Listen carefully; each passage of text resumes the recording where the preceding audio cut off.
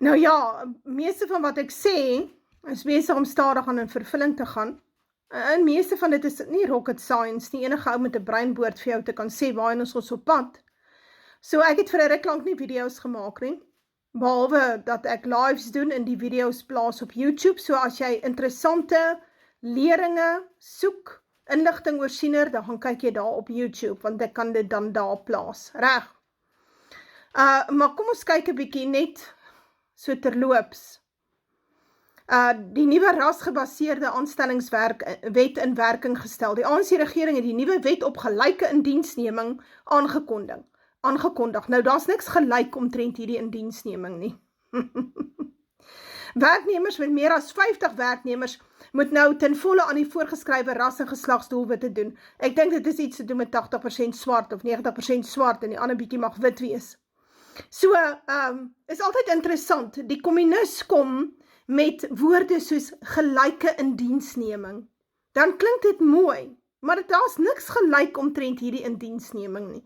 Dis 'n ongelyke indiensneming. Menende, jy moet doen wat die staat vir jou voorskryf. Nou, dis nie kapitalisme nie, dis marxisme. Goed, maar ons het 'n kommie-regering, dis 'n kommunistiese regering wat ons het. Maar jy kan net nie glo nie, daar's nou nog blankes wat dit nie weet nie. Maar ek wil vir jou iets verduidelik. Dit gaan nie beter gaan in Suid-Afrika nie. En dis nie moeilik om te verstaan nie. As jy jou Bybel verstaan, gaan jy verstaan, dit gaan nie beter gaan nie. Jy sal verstaan dat onder hierdie regering gaan ons van bad na worse. Ons het hulle volle funksionerende land gegee daar in 1994, die admin het gewerk, die treine het gewerk, die Eskom het gewerk, die skole het gewerk, die straat het nie potholes gehad, die staatshospitaal het gewerk, die rand was laag teen die dollar, so, dit het gewerk, en oor meer as 30 jaar tydperk het hulle die land verwoes. Hoekom? Want dit gaan oor die nageslag van Gam, die kinders van Chaos. Dis waaroor dit gaan. Dis mos nou nie moeilik om te verstaan nie. Hoe is dit moontlik dat die kerke nie vir julle hierdie ding verduidelik nie? Ek verstaan dit nie. Hoe is dit moontlik dat jy dit nie op jou eie self kan uitpluis nie? Hoe is dit moontlik? Waarmee is jy besig? Dat jy nie besef dat dit wat tans gebeur in die wêreld en veral in Suid-Afrika is baie duidelik geprofeteer in die Bybel nie. En as jou predikant nie met jou hieroor praat nie, is dit omdat hy of nie weet nie, dit wil sê die Heilige Gees het hom nie ingelig nie, of hy lieg openlik vir jou, want hy behoort aan die Broederbond of een of ander geheime instelling wat daarop uit is om eintlik die volk te verrot. Hulle kry, sorg dat hy 'n vet salaris kry en 'n groot pensioen van sy gemeente af. En sy kinders gaan skool op die gemeente se kostes en hy bly in die gemeente se huis. So, of dis die een of die ander ene. Maar die Bybel vertel vir ons baie duidelik van wat gebeur in 'n tyd wanneer die vyande van 'n volk regeer. Dit staan daar in die Ou Testament. En op 'n stadium moet julle gaan lees in die tyd van Gideon, ek dink was in die tyd van die Midianiete, toe het hulle reg langs die oeste, het hulle tente opgeslaan. Dis nou wat ons vandag so sê, hulle het hulle plakkerskampe daar gaan opslaan, reg langs die oeste van die Israeliete, langs hulle plase, en alles gevreet, so sprinkane voor die voet. Nou sien ons dit vandag ook? Ja, ons sien dit. Die mense wat so lekker koop, daai lot, so op die 4-rigting robots en verkeersligte en stoppe en whatever, dan staan hy daar met die boksie drywe, wat hy jou mee bedonder, in elk geval, wat hy so opgepak het, en met 'n manier waarop hulle hom pak, maar hy gee nie daai boksie drywe vir jou, as hy jou verkoop nie, hy gee so 'n plat boksie vir jou, en dan is die drywe in elk geval gevrot binnekant.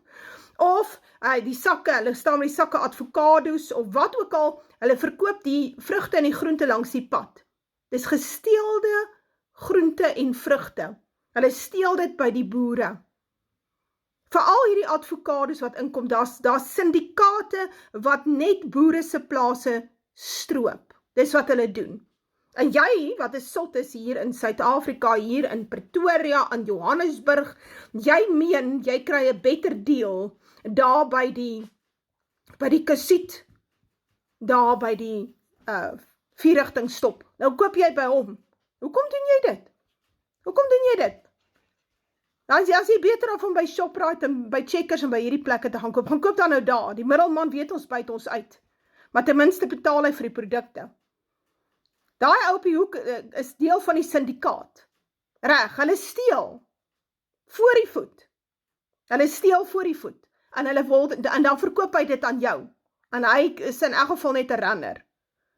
So, maar hierdie ding is geprofeteer in jou Bybel. Die Bybel praat van hoe lyk dit in die tyd toe Midian die Israeliete verdruk het. Wat het in daai tyd gebeur?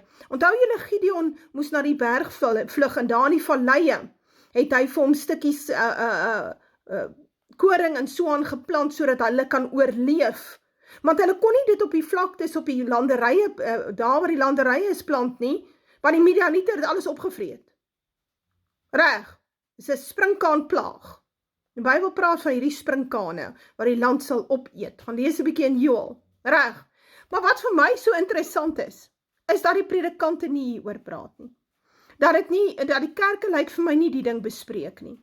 En die beste van alles is, die volk sit die kerk vol op die paus se Paasfeesdatum. Dit was nou hierdie naweek. Sit hulle die kerke vol. Die volk kan ook nie tel nie, ons sal nou daaroor praat. Hulle kan glad nie tel van 3 dae en 3 nagte. Nou verstaan daai deel glad nie. Maar hoe dit ook al sy, solank julle, luister mooi volk, julle kerke ondersteun, kerk gaan, die tiendes gee vir die predikante, solank sal jy sit in hierdie stryk van die Baal godsdiens, saam met die Baal priesters in die paaseiertjies en so aan. En dan moet jy nie kla oor rasgebaseerde aanstellingswet in werking gestel nie. Moenie kla daaroor nie. Moenie kla as jou man of jy jou werk verloor, omrede, hulle moet 'n 80-20% of wat ook al moet hulle nou insit by julle besigheid, of by die besigheid waarby jou man werk nie. Luister mooi, dan is dit omdat ons onder straf gerig is, ons luister dan in elk geval nie wat in die Bybel aangaan nie, ons predikante preek nie vir ons die waarheid nie, hulle is te bang om teen die regering op te staan, wat beteken ek en ander moet iets sê.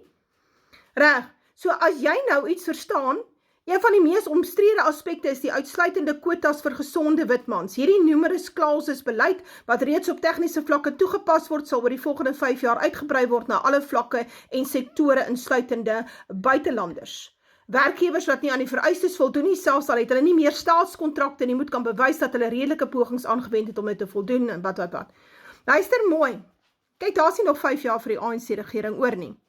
Maar die Doornbos regering wat kom na die ANC-regering, sal baie erger wees met die toepassing van hierdie tipe wetgewing en what have you. Nou is die feit dat hulle alle blanke mans gaan oproep vir hulle oorlog. Maar, as hulle hierdie ding van toepassing maak op jou skole, op die staatsdepartemente, reg, dan gaan daar nie wit onderwysers wees nie. Jou skool sal swart onderwysers hê, saam met die swak gedrag wat daar saamgaan, die lê onder die bome en doen niks nie, die kinders leer niks nie, sy staan met haar hoë hakke, met die kort rokkie, en net sulke lang naal staan sy daar, en sy kan glad nie skool gee nie, glad nie, ek weet ek was in die onderwys, ek het dit gesien met my eie oë. So, dit is waarheen ons op pad is, as Vader nie vir ons intree nie. Daarom moet ons maar roep en vra dat Vader vir ons intree, al beteken dit dan 'n strafgerig oor die hele rand, wat beteken daar is 'n totale ineenstorting. Want hoe gouer hier 'n totale ineenstorting kom, hoe beter vir ons. Reg. Want dat Vader kan begin ontsla raak, dat ons kan begin sif onder die volk, en dat Vader van die volk se vyande kan ontsla raak, want net hy kan dit doen. Daar is geen manier om Suid-Afrika te red nie. Nie die DA nie, nie die FSA nie, nie Brittanje nie, nie die ANC of enige koalisieregering kan hierdie land red nie. Dis verby, net God kan. En God se manier van ingrype is nie wat ons wil hê nie. En dis hoekom ons seker nooit vra vir sy ingrype nie. Ons is bang vir 'n strafgerig. Hoe dit ook al sy, dit is iets wat definitief op die kaarte is. Die land sal ineenstort met die gepaardgaande bloedige revolusie, en dit staan ook in jou Bybel, en jou predikant het jou ook dit nie vertel nie. Dis 'n skande.